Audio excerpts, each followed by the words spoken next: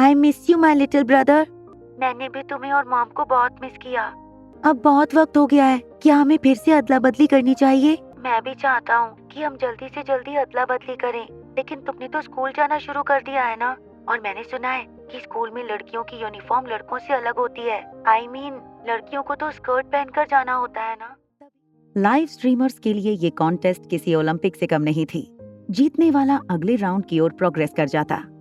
Top 10 final list बहुत सारे इनामों के हकदार बन जाते थे, जिसमें से एक सबसे बड़ा इनाम ये होता था कि वो सोशल मीडिया के टॉप ट्रेंडिंग लिस्ट में शामिल हो जाते थे।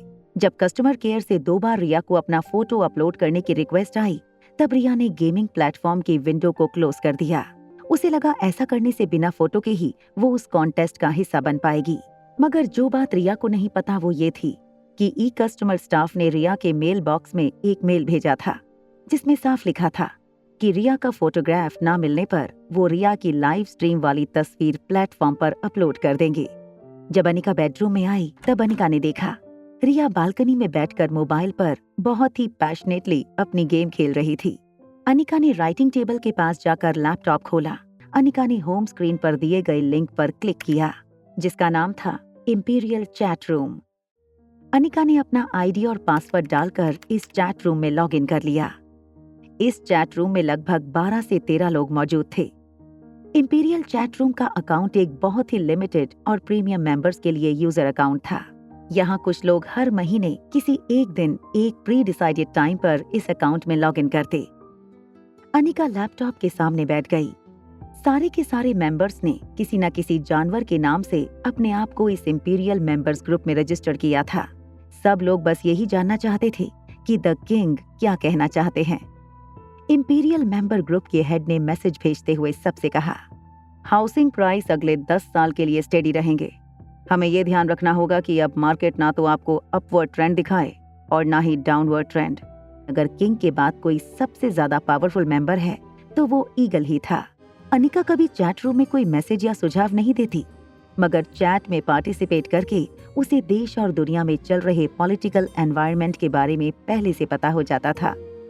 चैट रूम की बातें करते हुए अनिका को थोड़ी थोड़ी नींद भी आने लगी थी। जैसे ही अनिका ने एक लंबी उबासी ली, स्क्रीन पर किंग का एक मैसेज फ्लैश हुआ, let us and today's meeting. तभी अनिका ने दिन का अपना पहला मैसेज पोस्ट करते हुए ग्रुप पर लिखा, गुड बाय एवरीवन। अनिका का यूजर नाम था कैट। गुड बाय कहते ही कैट ने चैट रूम से लॉग आउट कर लिया। वहां रोहित मारवा अपनी चेयर पर बैठा बैठा कुछ सोच रहा था। अपने लैपटॉप स्क्रीन पर देखते हुए रोहित इंपीरियल ग्रुप के मेंबर को एक के बाद एक कहते हुए देख रहा था। जब रोहित इंपीरियल ग्रुप के चैट रूम से लॉग आउट करने वाला था, तभी उसने देखा कि ग्रुप के एक मेंबर, जिसका लॉगिन अकाउंट नेम कैट था, उसने सबसे गुड बाय कहा था। कैट इससे पहले कई चैटिंग सेशन से बिल्कुल खामोश थी। अचानक ही उसके आईडी से ये मैसेज जब आया तो रोहित को कुछ अजीब लगा। ये सोचते हुए रोहित ने चैट रूम से लॉग आउट कर दिया। रोहित बेडरूम में सो रहा था। तभी अचानक ही रोहित के शरीर पर एक ठंडी लहर का एहसास हुआ। रोहित ने जब धीरे से आंखें खोलकर देखा तो वो हैरान हो गया।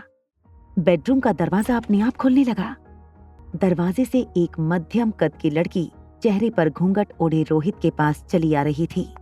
उस लड़की ने शादी का जोड़ा पहन रखा था और सर से पांव तक गहनों से सजी हुई थी। लड़की धीरे से रोहित के पास आकर बैठ गई।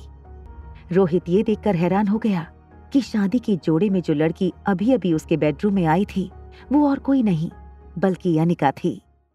जैसे ही अनिका रोहित के पास आने लगी, रोहित की सांसें तेज होने लगीं। अचानक ही रोहित की आंखें खुल गईं। अगले दिन सुबह मल्होत्रा हाउस में रिया ने अपनी छोटी मम्मी से जिद की कि आज स्कूल जाने से पहले वो उसे बलबीर सर की एकेडमी ले जाए। श्रेया ने जब रिया से पूछा कि वो ऐसा क्यों करना चाहती है, तो बहाना बनाते हुए रिया ने कहा कि उसकी मुम्मा का एक पार्सल बलबीर सर तक पहुंचाना है। श्रेया को पता था कि इस वक्त अनिका को नींद से उठाकर इस बात को कंफर्म करना कितना रिस्की हो सकता था। श्रेया रिया को लेकर बलबीर सर की एकेडमी चली गई।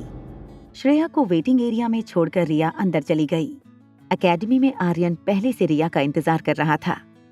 रिया और आर्यन ने जल्दी से अपने कपड़े आपस में बदल लिए, लेकिन इस वक्त आर्यन के मन में सिर्फ एक ही चीज चल रही थी, उसकी बहन को जिस लड़के ने परेशान कर रखा था, उसे ऐसा सबक सिखाना कि वो जिंदगी भर याद रखे। स्कर्ट में बड़े ही अनकंफर्टेबली चलते हुए आर्यन श्रेया के पास गया। फोन में बिजी श्रेया का हाथ पकड़कर आर्यन ने श्रेया से कहा, चलो आंटी, मैं स्कूल जाने के लिए तैयार हूँ। आगे की कहानी जानने के लिए देखें अगला एपिसोड सिर्फ पॉकेट एफएम के यूट्यूब चैनल पर। और एक लड़की को देखा तो के सारे एपिसोड को सुनने के लिए डिस्क्रिप्शन में दी गई लिंक से डाउनलोड करें पॉकेट एफएम ऐप।